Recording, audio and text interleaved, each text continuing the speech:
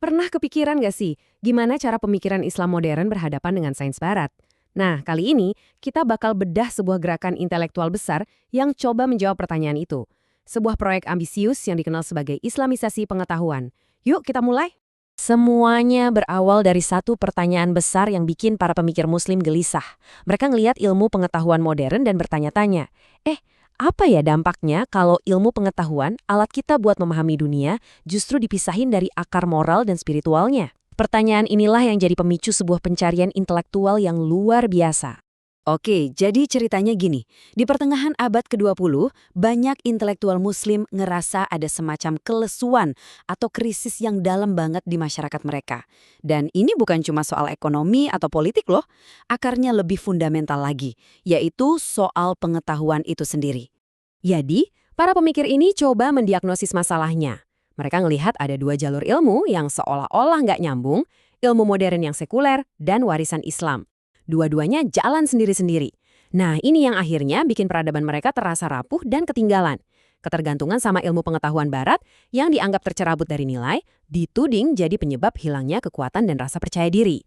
Inti krisisnya itu ada di sini nih, sebuah bifurkasi atau keterbelahan dalam sistem pendidikan. Coba bayangin, di satu sisi ada ilmu-ilmu agama yang dianggap tradisional, urusannya cuma keyakinan. Di sisi lain, ada ilmu-ilmu sekuler yang dianggap modern, yang ngurusin dunia materi. Pemisahan antara yang spiritual dan material ini, dianggap nggak bisa diterima dan bahkan berbahaya. Terus gimana dong cara ngatasin krisis ini? Nah, jawabannya adalah sebuah proyek intelektual yang super ambisius yang tujuannya mau nyatuin lagi apa yang udah terpecah belah. Proyek inilah yang dinamakan Islamisasi Pengetahuan. Oke, biar jelas ya, apa sih maksudnya ini? Islamisasi pengetahuan itu bukan sekedar nempelin label Islami di sampul buku-buku sains. Bukan itu. Ini adalah upaya rekonstruksi fundamental.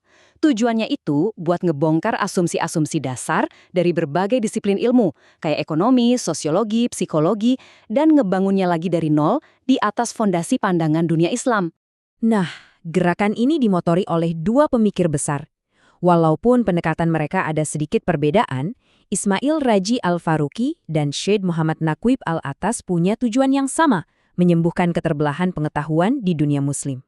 Coba deh kita dengerin kata-kata Al-Faruqi sendiri. Kutipan ini langsung nunjuk ke jantung masalah versinya dia. Buat Al-Faruqi, dualisme dalam pendidikan itu biang keroknya. Dia percaya, nyatuin lagi dua model ini, Islam dan sekuler, adalah langkah pertama dan paling penting buat membangkitkan kembali peradaban. Nah, kalau Al-Atas, dia ngelihatnya dari sudut pandang yang sedikit beda. Baginya, proyek ini adalah soal pembebasan. Dia ngelihat sekularisme itu bukan cuma sistem, tapi udah kayak belenggu buat pikiran dan bahasa. Jadi, Islamisasi adalah cara buat membebaskan akal manusia biar bisa ngelihat realitas secara utuh lagi. Oke, jadi apa landasan filosofis dari proyek raksasa ini? Kita mulai dari visinya Al-Faruqi dulu, ya, yang dia bangun di atas satu prinsip utama. Buat Al-Faruqi, kuncinya itu satu, tauhid. Tapi ini bukan cuma konsep teologis soal Tuhan itu esa loh. Dia melihat tauhid sebagai prinsip pengorganisasian tertinggi buat segalanya, termasuk pengetahuan. Logikanya sederhana, kalau Tuhan itu satu, maka kebenaran juga pasti satu, dan ilmu yang mengarah ke sana juga harusnya terintegrasi, bukan pecah-pecah. Dari prinsip utama tauhid tadi, Al-Faruqi nurunin 5 pilar. Kita bisa lihat di sini. Ada kesatuan ciptaan, kesatuan kebenaran dan pengetahuan, sampai kesatuan umat manusia. Kelima pilar ini pada dasarnya ngebentuk sebuah kerangka kerja yang nyambungin semua aspek realitas. Jadi, nggak ada lagi tuh pemisahan antara yang sakral sama yang biasa-biasa aja.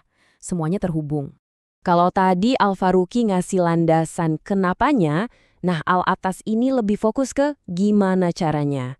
Dia ngerumusin sebuah metodologi yang praktis buat ngewujudin visi ini. Coba kita lihat prosesnya. Al-Atas ini ngusulin proses 2 langkah yang sistematis. Bayangin aja kayak proses nyaring air keruh. Langkah pertama adalah isolasi dan hapus. Maksudnya, saring dulu pengetahuan modern, terus identifikasi dan buang asumsi-asumsi yang asalnya dari pandangan dunia sekuler. Nah, setelah dibersihkan, baru masuk langkah kedua, tanamkan dan gabungkan. Disinilah disiplin ilmu yang udah murni tadi diisi lagi sama konsep-konsep kunci Islam, kayak amanah atau kepercayaan, adil atau keadilan, dan maslahah atau kemaslahatan umum. Tabel ini nunjukin banget perbedaan mendasar yang mau dijembatani sama Al-Atas. Di satu sisi, ada pandangan dunia Islam yang integral, yang nyatuin wahyu, akal, dan pengalaman. Di sisi lain, pandangan dunia barat yang dia kritik, yang cenderung misah-misahin dan terlalu mengandalkan rasio semata. Nah, perbedaan inti inilah yang mau diatasi. Pada akhirnya, apa sih tujuan akhir dari semua upaya intelektual yang monumental ini? Ini bukan sekedar latihan akademis di Menara Gading loh. Ini tentang membangun kembali sebuah peradaban. Jadi poin utamanya gini, tujuannya itu bukan buat nolak modernitas, sama sekali bukan. Justru sebaliknya, ini adalah upaya untuk menciptakan sebuah sintesis, sebuah sistem pengetahuan yang sepenuhnya modern metodenya, tapi akarnya kokoh pada etika dan nilai-nilai Islam. Mereka pengen melahirkan ilmuwan dan ilmu yang beroperasi dalam satu kerangka yang utuh dan syarat nilai. Dan ini membawa kita ke pertanyaan penutup yang cakupannya lebih luas. Proyek Islamisasi pengetahuan ini mungkin spesifik buat dunia muslim ya, tapi tantangan yang dihadapinya itu universal banget.